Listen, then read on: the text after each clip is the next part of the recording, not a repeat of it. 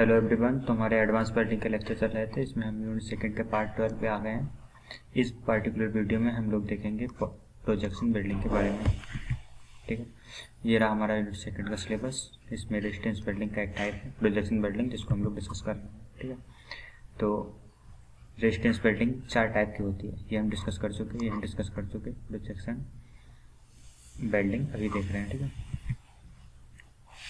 देखो projection welding में होता क्या है, इसमें डिम्पल को प्रोड्यूस करते हैं वर्क पीस के ऊपर, और इसमें जो इलेक्ट्रोड्स होते हैं वो फ्लैट होते हैं। ठीक है, ये एक इसका बेसिक डायग्राम है प्रोजेक्शन वेल्डिंग का। इस टाइप से आप वर्क पीस को बना के इसको दिखा सकते हैं। अदरवाइज एग्जाम बनाने के लिए ये डायग्राम नहीं, हम तुमको दूसरा देते हैं। पहले ये वेल्डिंग की वीडियो देखो। इस तरह से प्रोजेक्शन रखा और इस पर वेल्ड हो गया, बड़ी जल्दी हो जाती है वेल्डिंग। तो देख लिया, अब आगे बढ़ो। तो ये जो है, ये वाला डायग्राम बना के आना होगा एग्जाम में। तो इसमें होता क्या है, आपके दो पर पीस है। ठीक है, स्टार्टिंग में इस टाइप से एक ये रहा, इन दो को तुम्हें वेल्ड करना है। तो क्या करेंगे, इन पे ऐसे ये इस टाइप से है ना, तो इस पे पहले इस टाइप से होगी, इस पे हम जो उभार दे देंगे कुछ पॉइंट्स पे, जितने भी पॉइंट्स में बनाने होंगे। इस पॉइंट्स के जो उभार देते हैं ना, इसी को बोलते हैं हम एम्बोसिंग। इस प्रक्रिया को ये बोलते हैं एम्बोसिंग।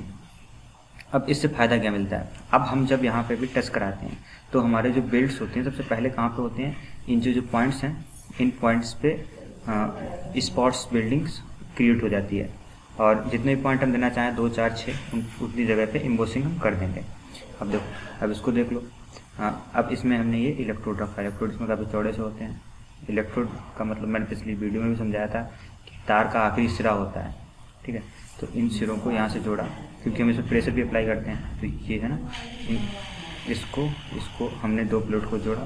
उसके बाद में पहले तो इसमें पावर सप्लाई हमने दी, जिससे ये जो है एम्बोस किए हुए हमारे जो पार्ट होते हैं ये पहले पिघलते हैं, जो मेल्ट हो जाते हैं। उसके बाद फिर प्रेशर अप्लाई होता है, इसे पिघल के इससे चिपक जाते हैं। तो हमारी क्या होती है, स्पॉट वेल्डिंग जैसे होती है ना, उसी टाइप से ये जगह जगह पे स्पॉट बन जाते हैं। अब इसी को बोलते हैं, इसी तरह से होती है प्रोजेक्शन वेल्डिंग। और इसका एप्लीकेशन कहाँ होता है, एप्लीकेशन होता है इसका वायर मैश में। तो अब समझते हैं कि वायर मैश क्या होता है। वायर मैश होता है मतलब 2 वायर दिए, उनको एक दूसरे से मैश करा देना। मतलब मैश मतलब लड़ाई होती है, ऐसे लड़ा देना या चिपका देना। ठीक है, तो आपने देखी होंगी मकानों की जालियाँ होती हैं, ये एक्चुअल फोटो है जाली का। तो वो एक दूसरे से जुड़ी हुई होती हैं, वो इसी वेल्डिंग से जोड़ी जाती हैं। और स्क्रू मतलब जो थ्रेड स्क्रू होते हैं उनको जोड़ने के लिए, या फिर थ्रेडेड नट उनको जोड़ने के लिए हम इसी वेल्डिंग का इस्तेमाल करते हैं। अब ये सब भाई है जो मैं बता चुका हूँ आपको। और indentation between electrode and sheet will be negligible. मतलब इसका सबसे मेन फायदा ही यही होता है, इंडेंटेशन नहीं होता है। अब आप कहोगे कि इंडेंटेशन क्या होता है, कि हम जो पिछली वेल्डिंग यूज़ कर रहे थे स्पॉट वेल्डिंग वगैरह, उसमें हम हाई प्रेशर यूज़ कर रहे थे, जिसकी वजह से क्या होता है कि जो हमारा स्पॉट तो क्रिएट हो जाता है, लेकिन इतना प्रेशर होता है कि उसकी वजह से कुछ अन्य इफेक्ट आ जाते हैं, मतलब थोड़ा तिरछा वगैरह हो जाता है। तो इसमें हम प्रेशर कम यूज़ करते हैं, क्योंकि हमने बहुत सारे स्पॉट्स बना दिए इम्बोस करके। तो कई स्पॉट पे एक साथ वेल्डिंग होती है, जिसकी वजह से हमारा जो प्रेशर होता है इक्वल डिस्ट्रीब्यूट हो जाता है, तो इतनी ज़्यादा प्रेशर एक पॉइंट पे नहीं लगता। इसीलिए इंडेंटेशन, डेंट मतलब तिरछा हो जाना, इस टाइप से वो इंडेंटेशन की प्रॉब्लम हमें नहीं होती है। तो यही मेन मतलब होता। और लीक प्रूफ जॉइंट इससे बन ही नहीं सकता, आपको पता ही होगा, क्योंकि केवल स्पॉट पे हो रही होती है।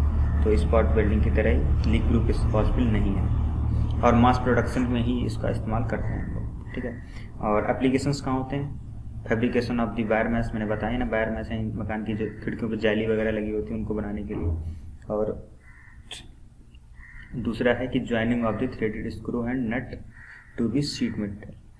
जो शीट मटेरियल के लिए जो हमारे थ्रेडेड स्क्रू और नट होते हैं उनको बनाने के लिए भी हम प्रोजेक्शन वेल्डिंग का इस्तेमाल करते हैं।